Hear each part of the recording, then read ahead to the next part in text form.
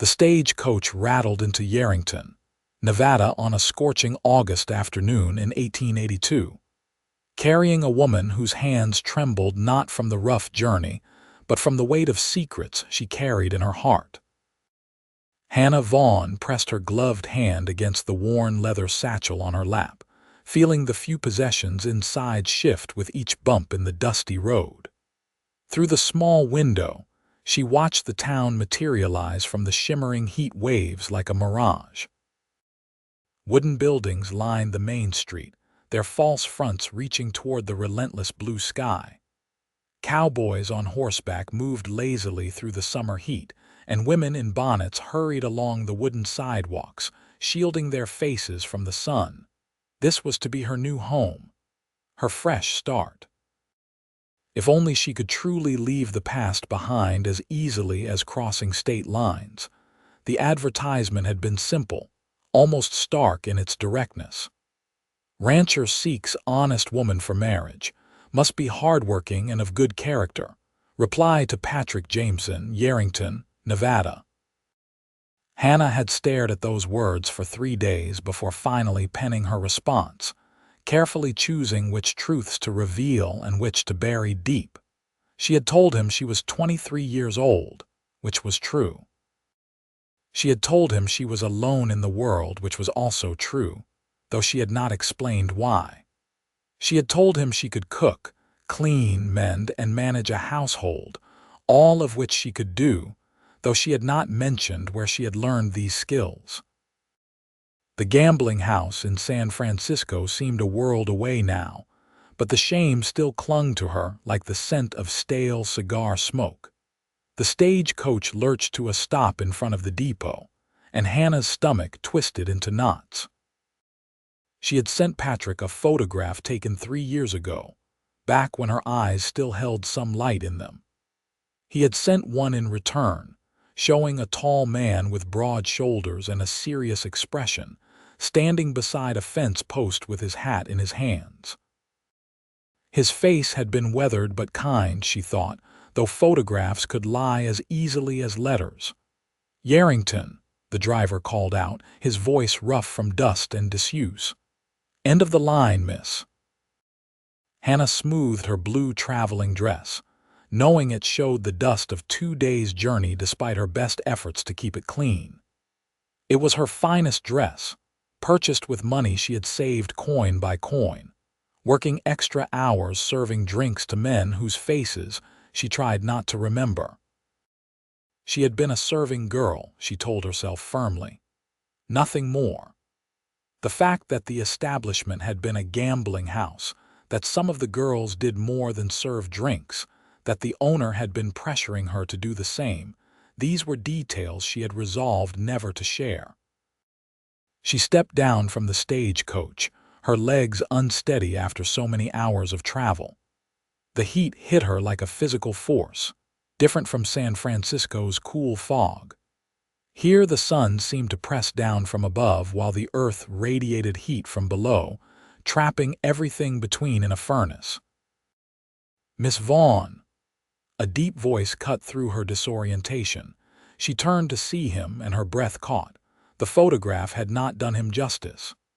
Patrick Jameson stood well over 6 feet tall, with shoulders that strained against his clean cotton shirt. His face was indeed weathered, with fine lines around his eyes from squinting into the sun. But those eyes themselves were a startling blue, the color of the sky just after dawn. His dark hair showed touches of gray at the temples, and she guessed him to be in his early 30s. He held his hat in his hands, just as he had in the photograph, and his expression was unreadable. "Yes," she managed, her voice barely above a whisper. "Mr. Jameson, Patrick, please." He moved closer and she caught the scent of leather and soap and something else, something clean like sagebrush. "I hope the journey was not too difficult." "It was fine," she lied, thinking of the cramped coach, the rough company, the fear that had grown with each passing mile. He studied her face for a long moment, and Hannah felt heat rise to her cheeks that had nothing to do with the Nevada sun. Could he see through her? Could he see the truth written in her eyes? "You look tired," he said finally, and his voice was gentle.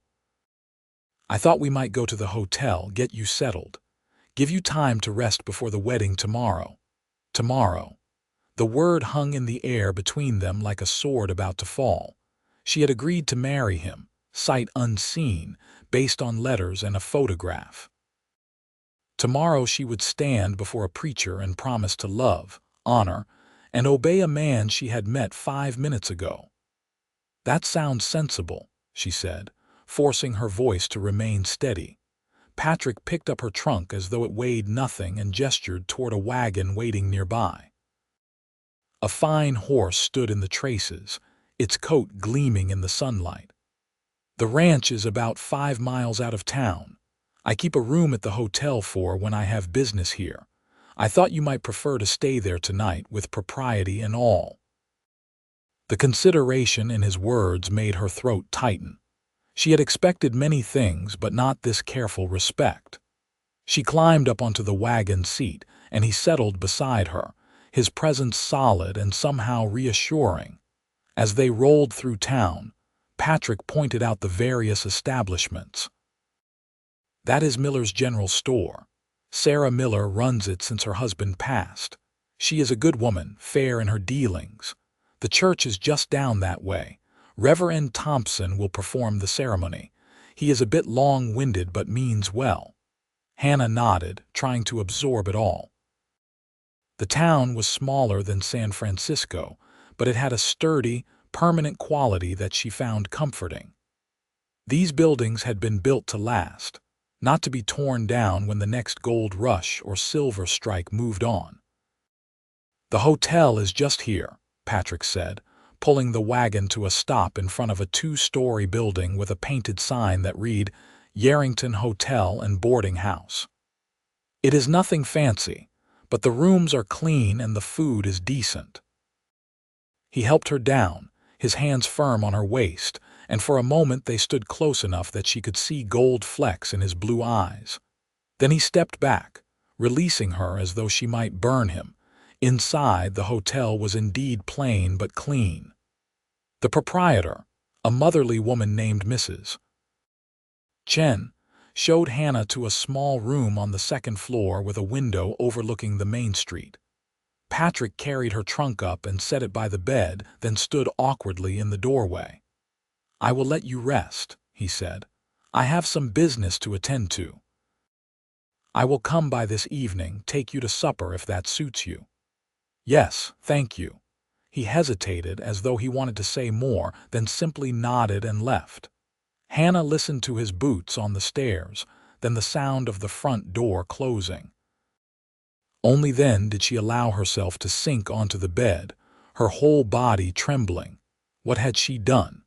She had traveled halfway across the West to marry a stranger, and she had not even told him the truth about herself. The advertisement had asked for an honest woman of good character. She was neither, not really. How could she be honest when she was built on lies? How could she claim good character when she had worked in a gambling house, serving liquor to drunks and worse? She had told herself that she had done nothing truly wrong. She had served drinks, nothing more. She had rebuffed every advance, turned down every offer, no matter how much money was waved in her face. But she had been there in that place, and that alone seemed to stain her. The owner, Marcus, had been growing more insistent. He had told her she was wasting her potential, that she could make real money if she would just be friendlier to the customers. The way he had looked at her, the way his hand had lingered on her arm, had made her skin crawl. She had known it was only a matter of time before friendly pressure turned into something else. So she had saved every penny, scanning the newspapers for a way out, and had found Patrick's advertisement.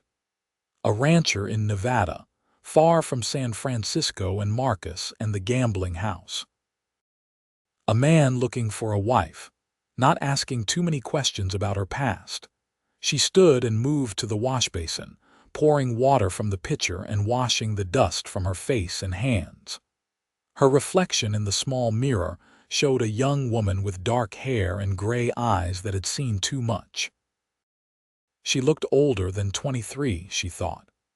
The last few years had aged her in ways that had nothing to do with time. There was a knock at the door, and Mrs. Chen's voice called out, "Miss Vaughn, I have brought some tea and biscuits. Thought you might be hungry after your journey." Hannah opened the door to find the older woman holding a tray with a delicate teapot and a plate of golden biscuits. The kindness in the gesture made her eyes sting with unexpected tears. "Thank you," she managed. "That is very thoughtful." Mrs. Chen set the tray on the small table by the window. "Patrick Jameson is a good man," she said, her voice matter of fact. "Lost his wife 5 years ago in childbirth. Lost the baby too. He has been alone out at that ranch ever since, throwing himself into work. It is about time he let himself live again." The information hit Hannah like a blow. A dead wife, a dead child she had not known, had not even thought to ask. What ghosts would she be sharing that ranch with? "I am sure this must be difficult for him," Hannah said carefully. "Difficult for you both, I imagine."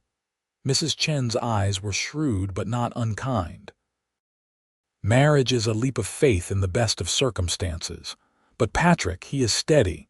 He will treat you well, whatever else happens." After Mrs. Chen left, Hannah sat by the window sipping tea and watching the town below. Cowboys rode by, their spurs jingling.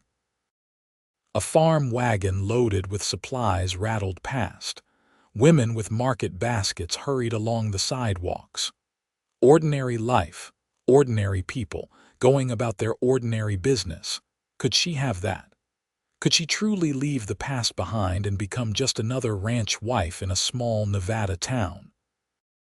Or would the truth eventually catch up with her, destroying this fragile chance at a new life? The sun was lowering toward the western mountains when Patrick returned. He had changed his shirt and combed his hair, and he looked nervous, she realized. It was oddly endearing, this tall, strong man fidgeting with his hat brim as he waited for her in the hotel lobby. "There is a restaurant down the street," he said as she descended the stairs. "Nothing fancy, but the steaks are good." The restaurant was indeed simple, but clean and welcoming. They sat at a corner table, and Patrick ordered for them both, checking first to make sure she had no objections. The easy courtesy suggested a man comfortable with manners, despite his rough exterior. "Tell me about your ranch," Hannah said, needing to fill the silence that stretched between them. Patrick's face relaxed slightly. "It is about 300 acres. I run cattle, some horses. It is good land with water from Singatse Creek. The house is not large, but it is solid. 2 bedrooms, a good kitchen, a parlor. I built it myself, mostly." "You built your own house?" "My father taught me carpentry. He always said a man should know how to build what he needs." Patrick paused, his fingers tracing patterns on the tablecloth. "I should tell you about Sarah, my first wife." Hannah's breath caught. "You do not have to. I think I should." He met her eyes, and she saw pain there, old but still tender. "We were married for 3 years. She was a school teacher from back east, came out here with her family. She wanted children so badly. When she finally conceived, we were both overjoyed. But the birth, it went wrong. The doctor could not save either of them." "I am so sorry," Hannah whispered, and she meant it. Whatever her own secrets, his loss was real and raw. "I want you to know that I am not looking for a replacement for Sarah. I am looking for a partner, someone to build a life with. I know this arrangement is unusual, but I hope we can make it work. I will do my best to be a good husband to you." The sincerity in his voice made guilt twist in Hannah's stomach. Here he was, being honest about his past, and she sat across from him harboring secrets that could destroy everything. "I will do my best to be a good wife," she said, and hoped it would be enough. Their food arrived, thick steaks with potatoes and beans, and they ate in more comfortable silence. Patrick told her about the ranch, about his plans to expand the herd, about the challenges of ranching in Nevada where water was always a concern. Hannah listened, asking questions, letting his voice wash over her. As they walked back to the hotel, the evening air cooling her flushed cheeks, Patrick said, "I know we are essentially strangers. I do not expect, that is, I want you to know that there is no pressure. We can take our time, getting to know each other." Hannah understood what he was trying to say and appreciated his awkward delicacy. "Thank you," she said softly. He left her at the hotel door, tipping his hat. "I will be here at 10 tomorrow morning. The ceremony is at 11. She watched him walk away, his long stride eating up the wooden sidewalk, and wondered if she was making the biggest mistake of her life, or taking the first real step toward redemption. That night, she barely slept. She lay in the narrow hotel bed, listening to the sounds of the town, so different from San Francisco. No fog horns, no constant clatter of traffic, no drunken shouts from the gambling house. Just the occasional whinny of a horse, the bark of a dog, the distant sound of someone playing a fiddle. Tomorrow she would become Mrs. Patrick Jameson. Tomorrow her new life would truly begin. If only she could silence the voice in her head that whispered she did not deserve it. Morning came too quickly. Mrs. Chen helped her dress, lending her a lovely ivory shawl to drape over her blue dress. "Something borrowed," the older woman said with a smile. "For luck." Hannah's hands shook as she pinned up her hair, trying to tame the dark waves into something resembling elegance. She looked pale, she thought, her gray eyes too large in her face. She looked like what she was, a woman terrified of her own wedding day. Patrick arrived promptly at 10, wearing a dark suit that made him look even more imposing. He held a small bouquet of wildflowers, purple and yellow blooms that must have been gathered from the range. "These are for you," he said, and the nervous hope in his voice steadied her somehow. They walked to the church together, neither speaking, the flowers clutched in her hands. Yerington's church was a simple white building with a modest steeple. Inside, the air was cool and smelled of wood polish and candle wax. Reverend Thompson was indeed long-winded, but his words about commitment and partnership and building a life together seemed to reach into Hannah's chest and squeeze her heart. When he asked if she took Patrick to be her lawfully wedded husband, she heard herself say, "I do," in a voice that barely trembled. Patrick's voice was firm and sure when he made his vows. He slid a simple gold band onto her finger, and she noticed his hands were shaking slightly. Somehow that small sign of nervousness made everything more real, more human. "You may kiss your bride," the Reverend said. Patrick leaned down, his hands gentle on her shoulders, and pressed his lips to hers. It was a chaste kiss, brief and careful, but Hannah felt it all the way to her toes.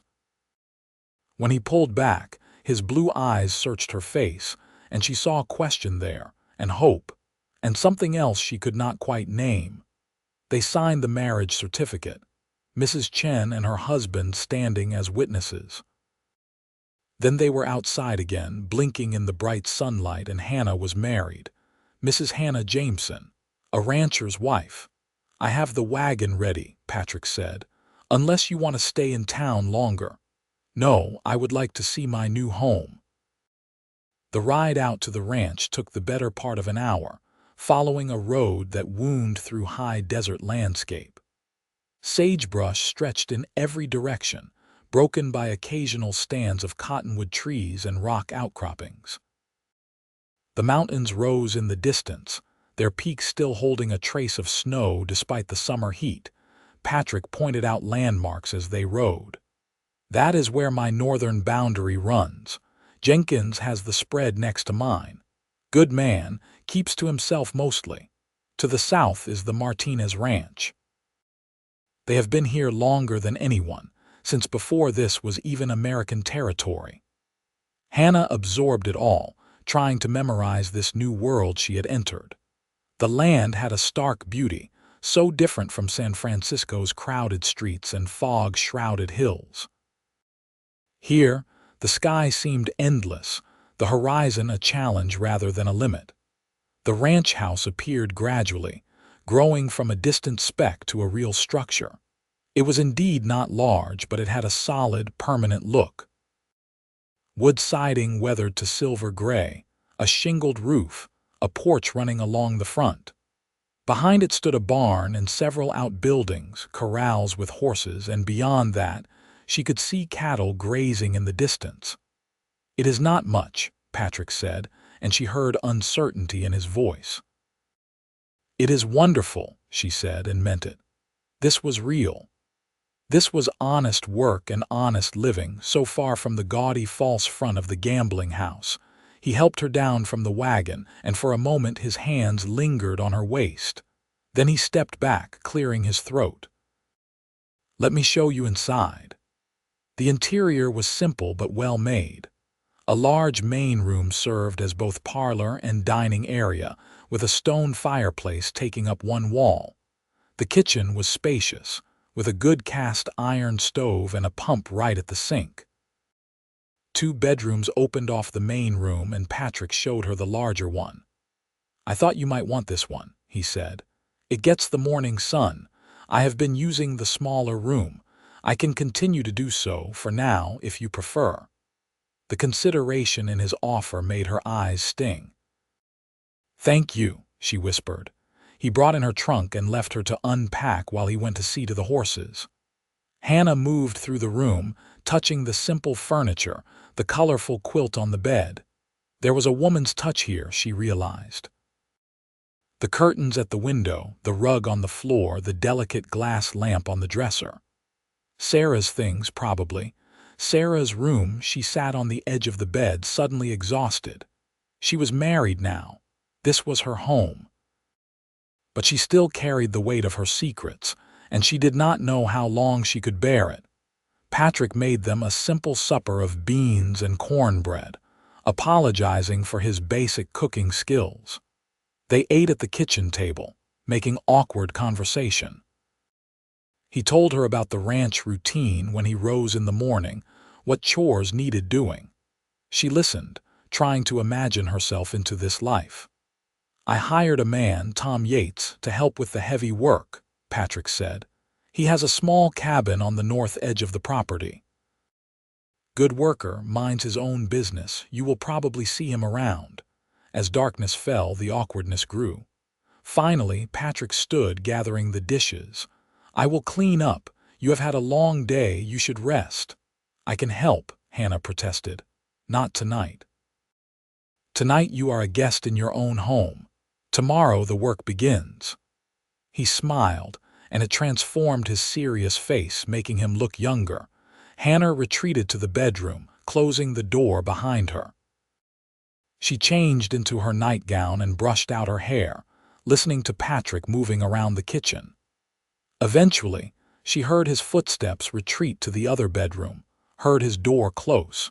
She lay in the darkness, in Sarah's bed in Sarah's room, and wondered what she had gotten herself into. Through the window, she could see stars beyond counting, so many more than were ever visible in San Francisco. The vastness of the sky matched the vastness of the land, and she felt very small beneath it all. The next morning, Hannah woke to the sound of roosters and the smell of coffee.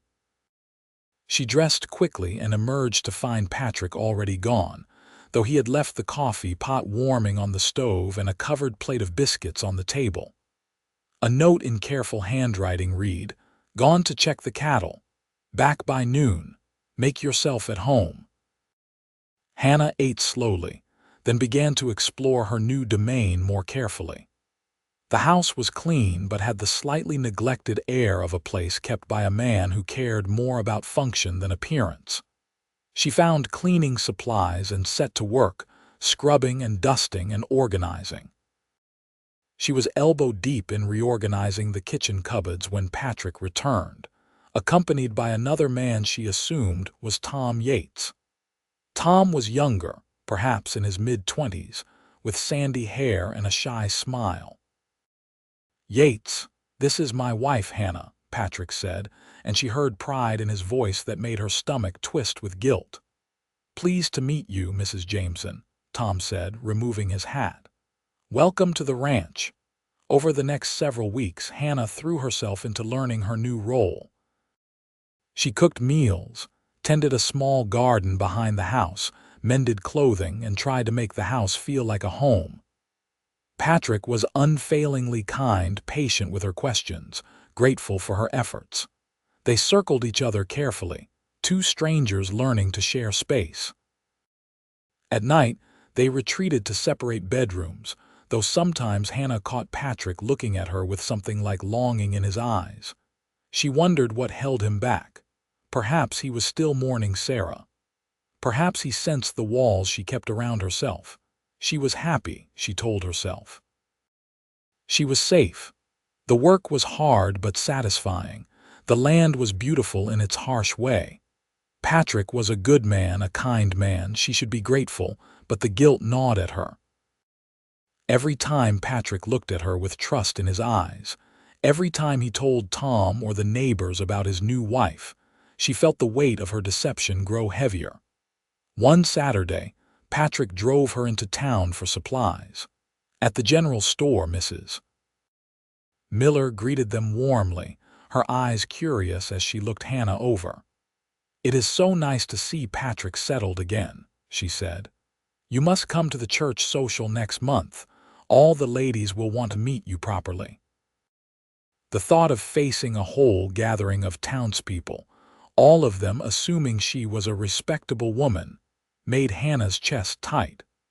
But she smiled and nodded, playing the role she had assigned herself. As Patrick loaded supplies into the wagon, a man approached them on the street. He was well-dressed, with slicked-back hair and a confident swagger that immediately put Hannah on edge. "Patrick Jameson," the man said, extending his hand. "Been meaning to ride out and see you. Name is Robert Pierce. I am opening a new establishment in town. Thought you might be interested in doing some business."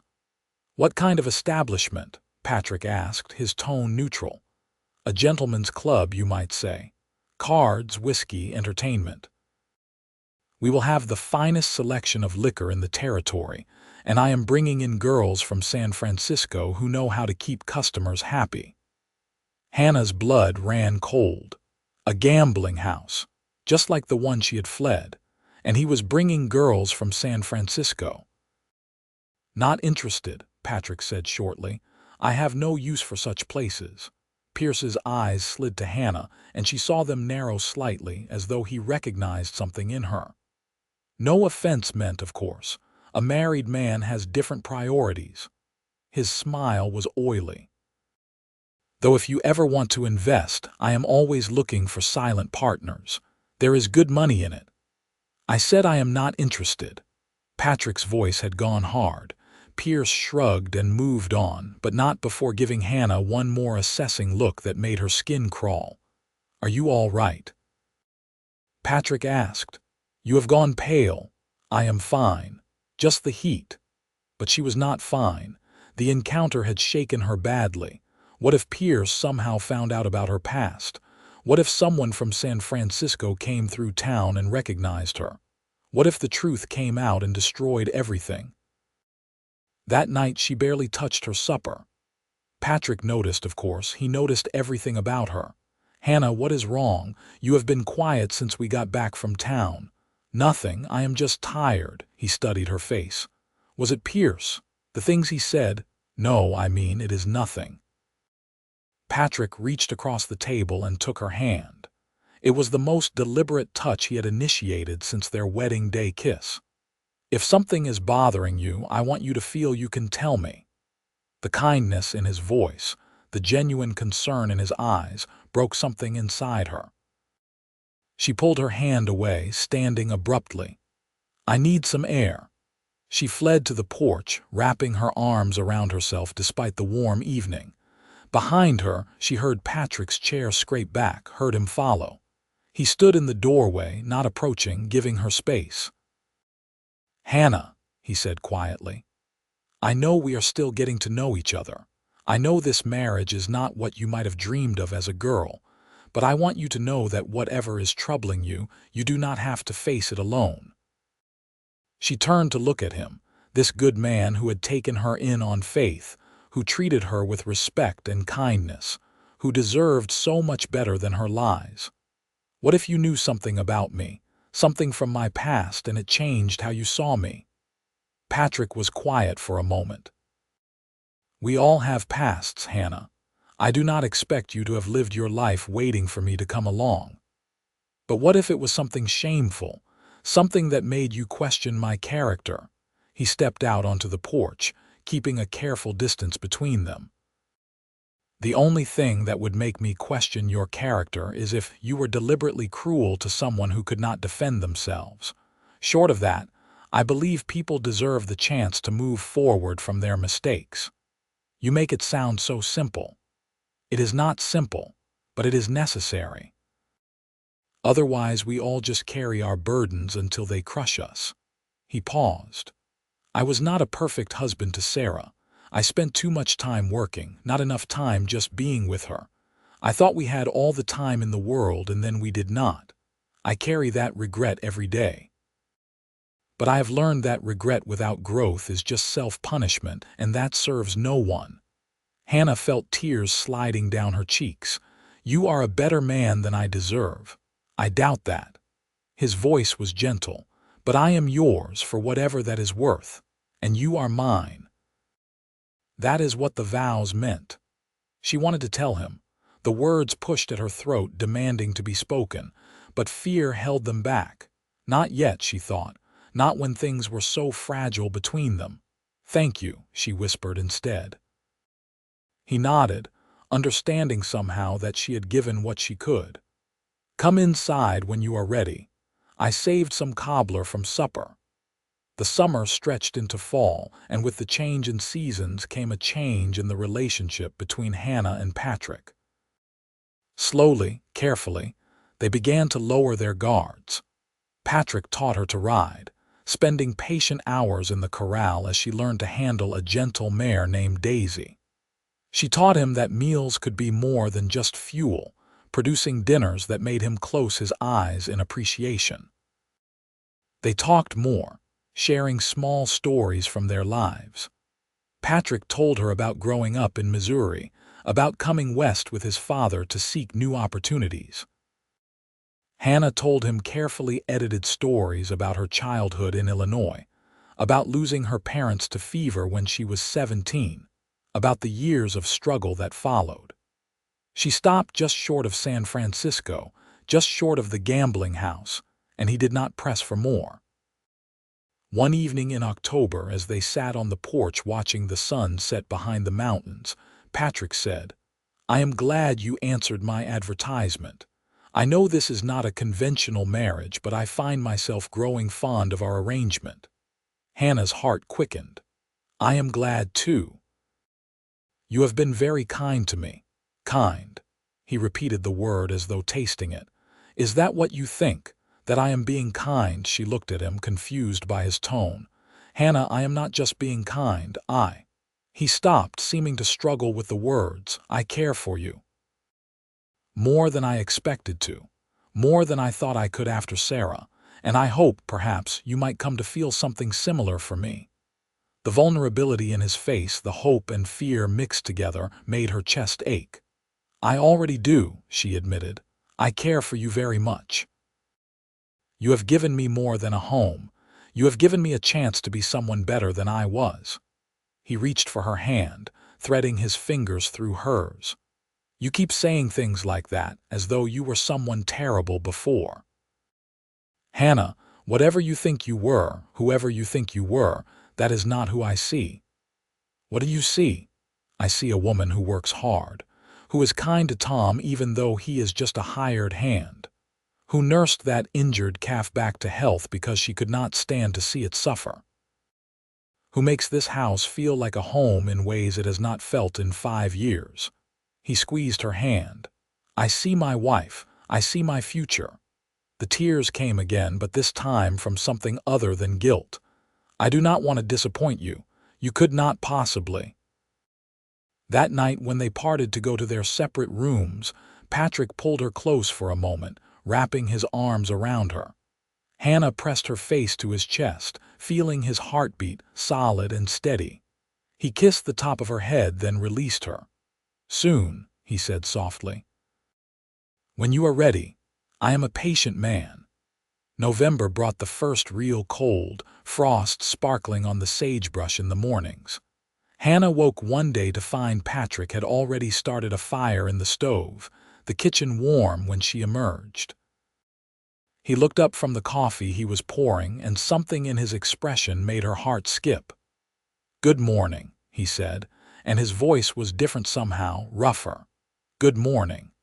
They looked at each other across the kitchen, and the air between them seemed to crackle with unspoken things. Patrick set down the coffee pot and crossed to her, moving slowly, giving her time to retreat if she wanted. She did not retreat. He cupped her face in his hands, his palms rough from work but gentle. "Hannah," he said, and it was a question. "Yes," she answered, not sure what she was agreeing to but knowing it was right. He kissed her then, not the chaste press of lips from their wedding day but something deeper, more urgent. Hannah's hands came up to grip his shoulders, and she kissed him back, pouring months of longing and fear and hope into the connection between them. When they finally broke apart, both breathing hard, Patrick rested his forehead against hers. "I love you," he said simply. "I think I have for weeks now, but I wanted to be sure you felt safe enough to hear it." "I love you too," she whispered, and knew it was true. Somewhere between the awkward wedding day and this moment, she had fallen in love with this kind, steady man. That night, Hannah did not retreat to her separate bedroom. She went instead to Patrick's room, to his bed, and they came together with tenderness and passion that made all her past fears seem small and distant. He was gentle with her, attentive, making sure she felt cherished and safe. And when she woke in the pre-dawn darkness, wrapped in his arms, she felt more at peace than she had in years. But peace is a fragile thing. The trouble came a week before Christmas. Hannah had gone into town with Patrick to help with holiday shopping and to pick up a few things for the special dinner she was planning. They were loading supplies into the wagon when Robert Pierce appeared, seemingly from nowhere. "Well, if it is not the Jamesons," he said, his voice carrying that same oily quality that had set Hannah on edge months before. "Merry Christmas to you both." "Pierce," Patrick acknowledged curtly, clearly hoping to end the encounter quickly. But Pierce moved closer, his eyes fixed on Hannah with an intensity that made her stomach drop. "You know, Mrs. Jameson, you look so familiar to me. I could swear we have met before." "I do not think so," Hannah said, trying to keep her voice steady. "No, I am sure of it." Pierce snapped his fingers. "It has been bothering me for months. And then just last week, I had a visitor from San Francisco, and he happened to mention a girl who used to work at Marcus's place. Served drinks, I believe. Pretty thing with dark hair and gray eyes. Said she left rather suddenly last year." His smile was predatory. "Does not that sound familiar, Mrs. Jameson? Or should I say Miss Vaughn?" The blood drained from Hannah's face. Beside her, she felt Patrick go very still. "I have no idea what you are talking about," she managed. "No." "That is strange, because my friend was quite certain. He even had a photograph Marcus keeps in his office. All the girls who work there, Marcus likes to keep mementos." Pierce's eyes glittered with malice. "I would be happy to show it to your husband if you would like. I am sure he would be interested to know about his wife's previous employment." "That is enough," Patrick said, his voice dangerously quiet. "Oh, I do not think it is. I think we are just getting started." Pierce turned his attention to Patrick. "Did you know Jameson? Did she tell you she worked in a gambling house? Or did she conveniently leave that part out of her letters? What my wife did before we met is none of your concern."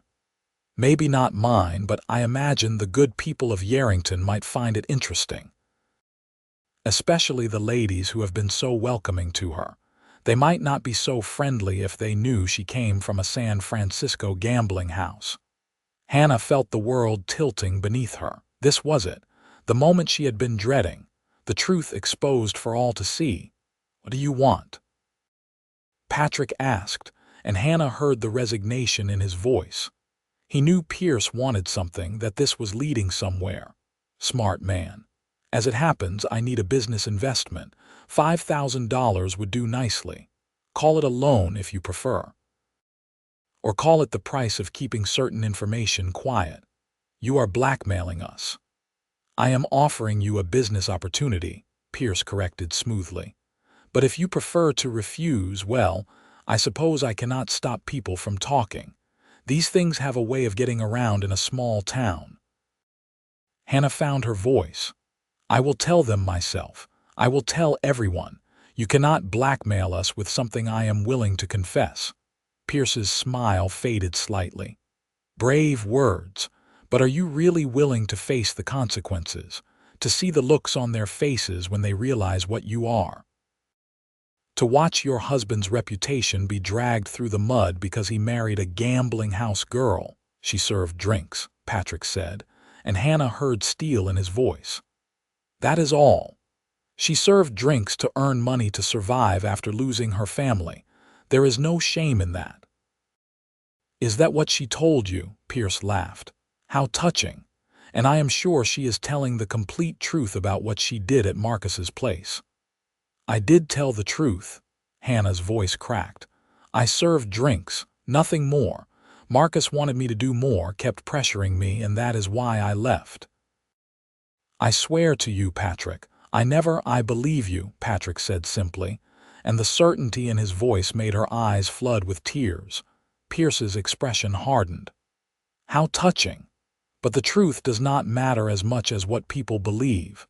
And in a place like this, reputation is everything.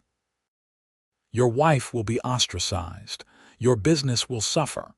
All because you are too stubborn to make a simple investment." "Get out of our way," Patrick said quietly. "You are making a mistake. The only mistake I might have made was not throwing you into the dirt where you belong. But I am giving you one chance to walk away. Take it." Something in Patrick's tone must have convinced Pierce that he was serious. The man stepped back, but his parting words were poisonous. "This is not over. By the end of the week, everyone in Yerington will know about your wife's past." Patrick helped Hannah into the wagon, his movements careful and controlled. They rode out of town in silence, and with each passing minute, Hannah's fear grew. He believed her about not doing more than serving drinks, but did that matter?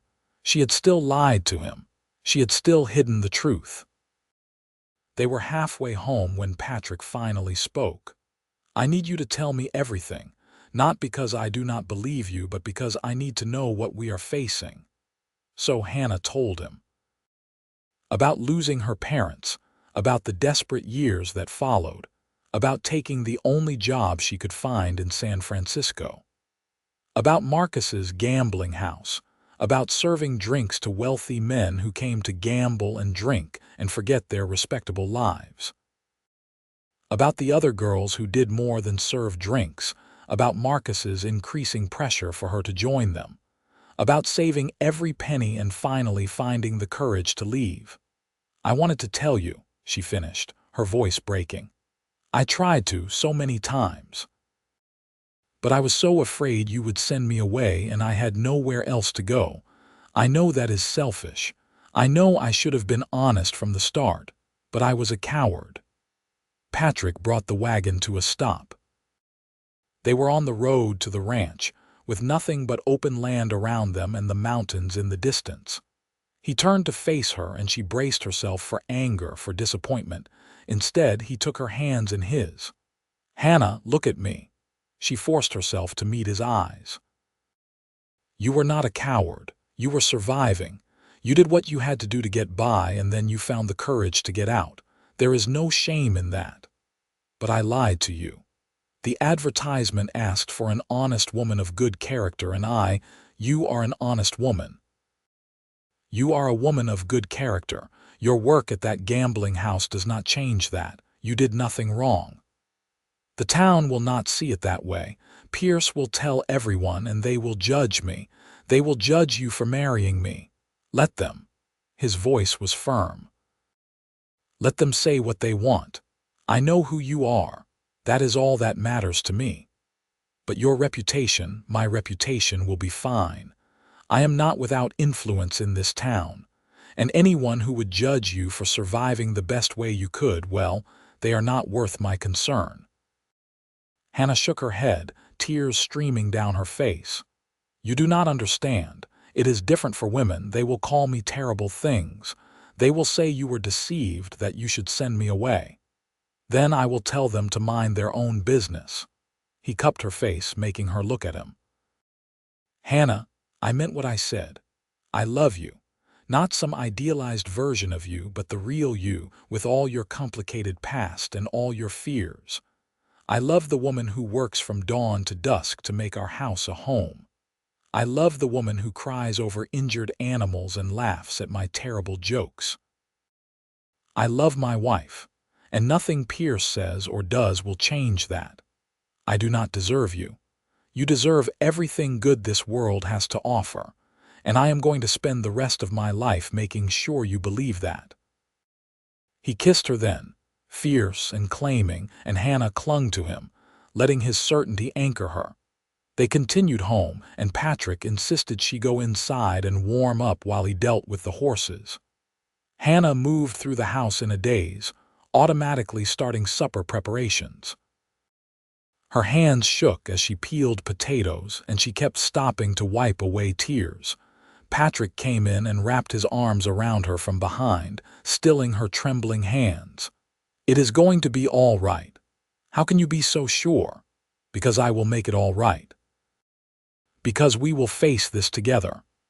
But Hannah knew it was not that simple. Sure enough, by the next day, the rumors had started. Tom Yates rode out to the ranch looking uncomfortable, bringing news that Pierce had been holding court at his new gambling house, telling anyone who would listen about Hannah's past. He was not claiming she had done anything more than serve drinks, but he was insinuating plenty, and people's imaginations were filling in the rest. Some folks are saying Patrick was deceived, Tom reported, his eyes on the ground. That she trapped him into marriage by lying about her past. Others are saying a woman who worked in such a place cannot be respectable, no matter what she did or did not do.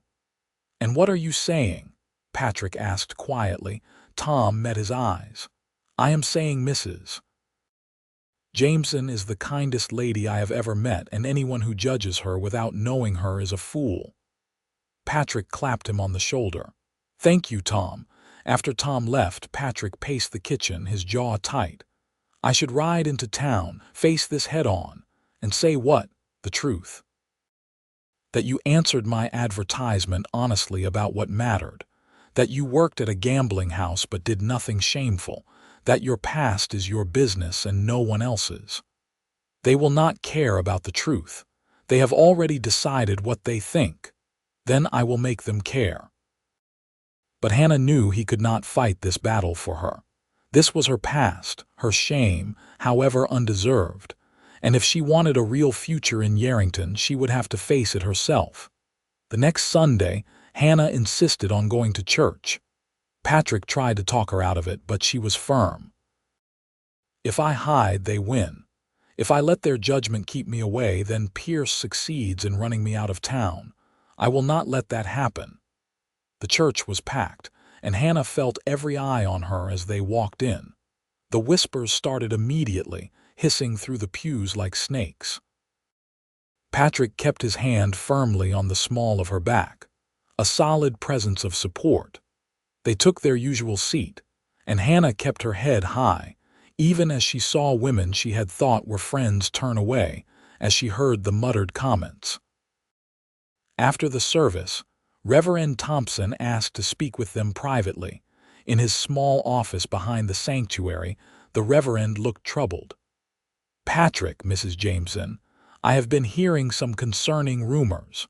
Rumors that are based on partial truths and full lies," Patrick said firmly. "Nevertheless, the community is troubled. Some of the congregation members have expressed concern about Mrs. Jameson's past." "My past is that I worked as a serving girl in a San Francisco establishment," Hannah said, finding her voice. "I served drinks, nothing more. I am not ashamed of doing what I had to do to survive, and I will not apologize for it." Reverend Thompson looked uncomfortable. "I am sure you did nothing intentionally wrong, my dear, but you must understand, the appearance of impropriety is sometimes as damaging as actual impropriety. Perhaps it would be best if you and Patrick attended services in another town for a while, just until things settle down. Are you asking us to leave?" Patrick's voice was dangerously quiet. "I am suggesting a temporary measure for everyone's comfort. For everyone's comfort, or for yours." Patrick stood, pulling Hannah up with him. "We came here this morning as a test to see if this community would live up to its professed Christian values. It appears we have our answer." They walked out, and Hannah felt a strange mixture of devastation and relief. The worst had happened. She had been rejected, judged, found wanting. But Patrick was still beside her, still holding her hand, still choosing her. Over the next week, the ostracism intensified. When Hannah went to the general store, Mrs. Miller refused to serve her. At the post office, the clerk pretended she was not there. Women she had considered friends crossed the street to avoid speaking to her. The isolation was painful, but what hurt more was seeing how it affected Patrick. His ranch neighbors were polite but distant. Business deals that had seemed certain fell through. Even Tom Yates faced pressure, with people suggesting he should not work for a man who had been deceived by a gambling house girl. Hannah watched Patrick's jaw tighten with each new slight, watched the frustration build in him. Finally, one evening over supper, she said what had been growing in her mind: "I should leave." Patrick's fork clattered onto his plate. "What?" "I should leave Yerington. Go somewhere else, somewhere my past is not known. Then you can tell people I left you, that you realized your mistake. Your reputation will recover, and stop." His voice was hard. "Stop talking right now. Patrick, I am ruining your life. Everything you built here is falling apart because of me. Everything I built here means nothing without you." He came around the table, pulling her to her feet. "Hannah, you are not listening to me. I do not care what they think. I do not care if every person in Yerington turns their back on us. You are my wife. I love you, and I am not letting you go. But the ranch, your business, we can start over somewhere else if we have to. There is land in Montana, in Wyoming. We can sell this place and go somewhere new, build something together. You love this ranch. You built this house with your own hands. I built it as a monument to a dead woman and a life that was over. You made it a home. You made it worth something again. And if I have to choose between this ranch and you, there is no choice. You win. You will always win." Hannah collapsed against his chest, sobbing. "I do not know what I did to deserve you. You answered an advertisement. You took a chance on a stranger. And you made me believe I could have a second chance at happiness." He held her tight. "We will get through this, together." But Hannah was not sure how. The hostility from the town was not fading. If anything, it was intensifying. Pierce's gambling house was doing brisk business, and he made sure to keep the rumors about Hannah alive, adding new insinuations regularly. Then, one day in January, a stranger rode up to the ranch. He was an older man, well-dressed, with a badge pinned to his vest that identified him as a U.S. Marshal. "I am looking for Patrick Jameson," he said, dismounting. "That is me," Patrick said warily, coming out of the barn. "And you are married to a Hannah Vaughn, now Hannah Jameson?" "I am." "Why?" The marshal looked between them. "I am Marshal William Corbin." I am investigating Marcus Trent, the owner of a gambling house in San Francisco. He is wanted on several charges, including forced prostitution and trafficking of women. Hannah felt the blood drain from her face. Marcus, arrested. Several young women have come forward with testimony about how he coerced them into prostitution, threatening them and their families if they refused. The district attorney is building a case, but we are looking for additional witnesses. One of the women mentioned a girl who used to work there, Hannah Vaughn, who left suddenly last year. She thought you might have information that could help our case. Patrick's hand found Hannah's. What do you need? Marshal Corbin looked at Hannah. I need to know what you saw, what you experienced. If Marcus tried to coerce you, if you witnessed him threatening or harming other women. Anything you can tell us would help. Hannah took a shaky breath. He did try to coerce me, multiple times. He said I was wasting my potential, that I could make real money if I would be friendlier to customers. When I refused, he started making threats. Said if I did not cooperate, he would make sure I could not find work anywhere in San Francisco. The last time he grabbed me, tried to force me into a back room with a customer. I managed to get away, and I left that night. Did you witness him doing similar things to other girls? Yes. I saw him push one girl into a room with a man while she was crying and begging not to go. I saw him slap another girl who refused a customer. I heard him threaten a third girl's younger sister if she did not do what he wanted. Marshal Corbin nodded, writing it all down. Would you be willing to testify to this? The trial is in 2 months. We can arrange transport and lodging protection if needed. Hannah looked at Patrick. What do you think? I think those women deserve justice, and I think you deserve the chance to face him without fear. So it was decided. Hannah would go to San Francisco to testify. Patrick insisted on coming with her, leaving Tom in charge of the ranch. And perhaps most surprisingly, Marshal Corbin's presence in Yerington, asking questions about Hannah's time at Marcus's gambling house, seemed to shift the tide of public opinion. Suddenly, Hannah was not just a woman who worked at a gambling house. She was a woman who had escaped a dangerous man, who had survived attempted coercion, who was brave enough to testify against her former employer. The whispers changed tenor. Now, instead of speculation about her morals, people talked about her courage. Mrs. Miller stopped Hannah on the street one day, looking ashamed. I owe you an apology. I listened to gossip without knowing the full story. That was wrong of me.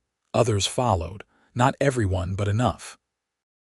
Enough that, when Hannah and Patrick prepared to leave for San Francisco, several townspeople came to see them off, wishing them well and promising to pray for justice. The journey to San Francisco was long, but gave Hannah and Patrick time to talk, to process everything that had happened. Patrick held her hand through the rough stages, talked to her through the sleepless nights at way stations, and reminded her constantly that he was proud of her. San Francisco felt like a nightmare returning. The fog, the crowds, the noise, all of it brought back memories Hannah had tried to bury. But with Patrick beside her, she found the courage to face it. The trial was intense. Marcus sat at the defendant's table, looking defiant and cruel as ever. Hannah took the stand and told her story, her voice shaking at first but growing stronger. She described Marcus's threats, his violence toward other girls, his complete lack of care for their welfare. Marcus's lawyer tried to discredit her, suggesting she had left because she was angry about not making more money, insinuating that she had done more than serve drinks. But the prosecutor was ready, presenting Hannah's letters of application to Patrick, showing the timeline of her leaving immediately after the final confrontation with Marcus. This is a woman who fled for her safety, the prosecutor argued, who left everything she knew rather than be forced into prostitution. Her testimony corroborates what we have heard from 6 other women. Marcus Trent is a predator who used fear and violence to control young women. He belongs in prison. The jury agreed. Marcus was found guilty on multiple counts and sentenced to 20 years in prison. As he was led away, he glared at Hannah with pure hatred, but she stood tall, Patrick's hand in hers. They stayed in San Francisco a few extra days, and Hannah showed Patrick the city she had lived in. They walked along the bay, ate at restaurants, and slowly, Hannah felt the fear she had carried for so long begin to lift. Marcus could not hurt her anymore. Her past had been exposed, judged, and ultimately found to be a story of survival rather than shame. On their last night in the city, as they stood watching the fog roll in over the water, Patrick said, "Are you ready to go home? Home. The ranch in Nevada, the house they shared, the life they were building together." "Yes," she said, "I am ready." The journey back to Yerington was different. Hannah felt lighter somehow, as though testifying had lifted a weight she had been carrying without realizing it. Patrick noticed the change too, smiling more, laughing at small things, his hand constantly seeking hers. They arrived home on a warm spring evening. Tom had kept everything running smoothly, and the ranch looked beautiful with wildflowers blooming across the range. As they stood on the porch watching the sunset, Patrick pulled Hannah close. "I have been thinking," he said. "What you said in San Francisco about this being home. I was thinking maybe we should make it feel more like yours. We could add on to the house, create new spaces that are ours together rather than holdovers from before." Hannah understood what he was offering, a chance to move beyond Sarah's shadow, to create something completely theirs. "I would like that. And maybe," he continued, his voice soft, "we could think about a family if you want that. I know the idea might be frightening after what happened with Sarah, but medicine has improved and I want that," Hannah interrupted. "I want a family with you. I want everything with you." He kissed her, deep and sweet and full of promise. "Then that is what we will have." Over the next year they expanded the house, adding a new bedroom and a larger kitchen. Hannah painted walls and hung new curtains, slowly transforming the space into something that reflected both of them. Tom met a girl from the neighboring ranch and started courting her seriously. The town of Yerington continued to warm to Hannah, especially after word spread about her role in bringing Marcus to justice. Pierce's gambling house failed after a few months. Without the scandal of Hannah's past to draw curious crowds, and with Patrick's friends quietly spreading the word about Pierce's blackmail attempt, business dried up. He left town owing money to several people, and no one mourned his departure. In the fall, Hannah discovered she was pregnant. The news brought joy and fear in equal measure, but Patrick was unwavering in his support. He rode into town and hired the best doctor available, made sure Hannah rested and ate well, and held her through the anxious nights when fear threatened to overwhelm her. The following summer, on a hot June afternoon, Hannah gave birth to a healthy baby boy. They named him Samuel Patrick Jameson, and Patrick cried when he held his son for the first time, overwhelmed with joy and relief and love. "He is perfect," Patrick whispered, touching the baby's tiny fingers. "You are perfect. I cannot believe how lucky I am." Hannah watched her husband with their son, saw the tenderness in his eyes, and felt a completeness she had never imagined possible. This life, this family, this love, she had not thought she deserved any of it. But Patrick had shown her that the past did not define her, that she was worthy of happiness and respect, and a future filled with hope. 2 years later, they had a daughter, whom they named Sarah Grace, honoring Patrick's first wife while giving the name new life. Tom married his sweetheart and built a house on the ranch, becoming more partner than employee. The ranch prospered, gaining a reputation for quality cattle and honest dealings. Hannah became involved in the community, using her experience to help other women who found themselves in difficult situations. She worked with the church, despite Reverend Thompson's initial rejection, to create a fund to help women in need, offering them options beyond desperation. The Reverend, to his credit, had apologized publicly for his treatment of Hannah and became one of the fund's strongest supporters. On their 5th wedding anniversary, Patrick took Hannah up into the hills above the ranch, to a spot where they could see for miles in every direction. The summer sun was setting, painting the sky in shades of gold and rose. "You ever regret it?" he asked, holding her close. Answering that advertisement, coming to Nevada, all of it. Hannah thought about everything that had happened. The fear and shame she had carried, the judgment she had faced, the struggle to believe she deserved happiness. But she also thought about the love she had found, the family she had built, the life she lived now. "Not for a single moment," she said. "You gave me something I never thought I could have." "What is that?" "A future. You looked at me and saw beyond my past, saw who I could become. You said you only saw my future, and you made me believe it too."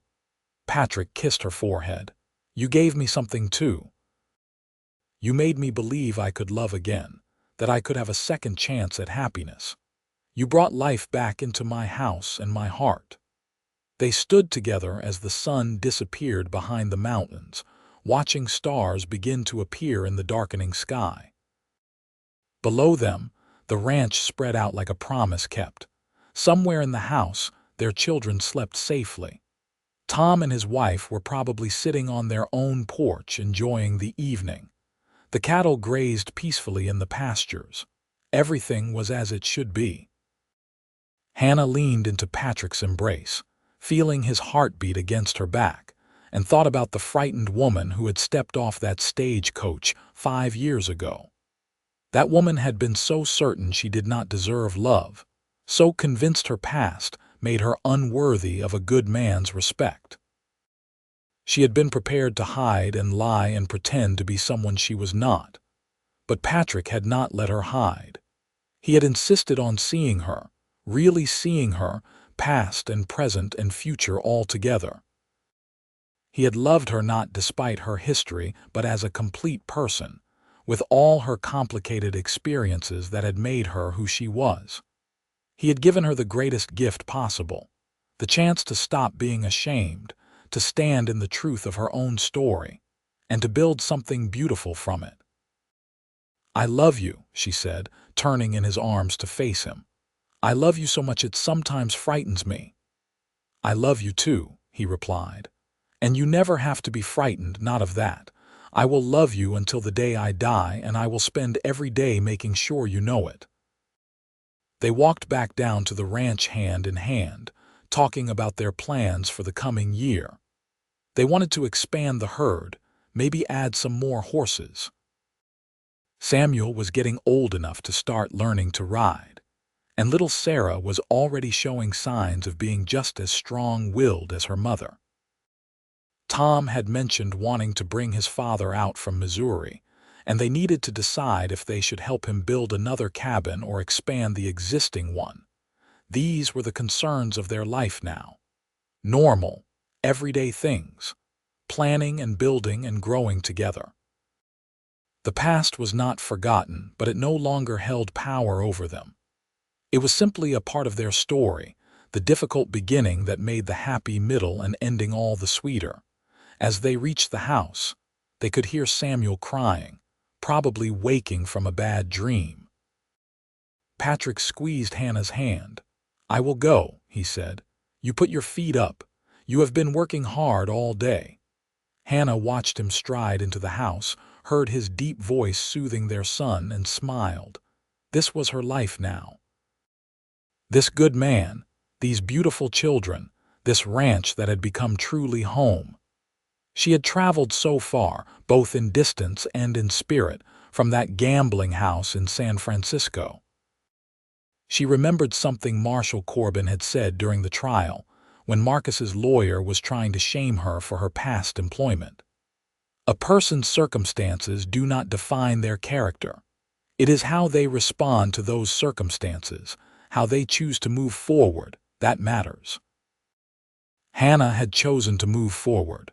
She had taken a terrifying chance on a mail-order marriage, had faced judgment and scorn, had stood up in court and told her truth.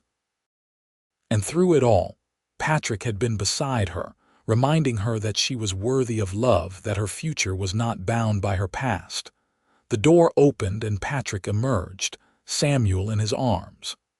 The boy's tears had dried and he was chattering about something, his small hands gesturing. Patrick listened seriously, nodding as though his son's words were the most important things in the world. "Mama," Samuel called out when he saw her. "Papa says we can go riding tomorrow, does he now?" Hannah held out her arms and Samuel scrambled into them, still small enough to curl against her chest. "If the weather holds," Patrick qualified, "and if a certain young man eats all his breakfast and does his chores first." "I will, I promise." Samuel's eyes were bright with excitement. They went inside together, and Hannah settled Samuel back in his bed while Patrick checked on Sarah. The little girl slept soundly, her thumb in her mouth, dark curls spread across the pillow. Patrick adjusted her blanket, his touch so gentle it made Hannah's heart ache with love. Later, in their own bed, Patrick pulled Hannah close. She rested her head on his chest, listening to the steady thump of his heart, feeling safe and cherished and home. "Thank you," she whispered into the darkness. "For what?" "For seeing my future when I could only see my past. For loving me when I was not sure I deserved to be loved. For giving me this life." Patrick's arms tightened around her. "Thank you for being brave enough to answer my advertisement, for trusting me with your heart, for building this life with me." They fell asleep like that, wrapped in each other's arms, and outside the window the Nevada night stretched vast and full of stars, promising endless tomorrows to be written together. The years continued to unfold like pages in a book. Samuel grew tall and strong, learning to ride and rope and manage cattle alongside his father. Sarah proved to be every bit as capable, refusing to be left behind just because she was a girl. Patrick and Hannah had one more child, another boy they named Thomas after Tom Yates, who had become like family to them. The ranch prospered and grew. Patrick's patient management and Hannah's careful household economy meant they weathered droughts and hard winters that broke other ranchers. They gained respect throughout the territory for their fair dealings and quality livestock. Hannah's work helping women in difficult circumstances expanded.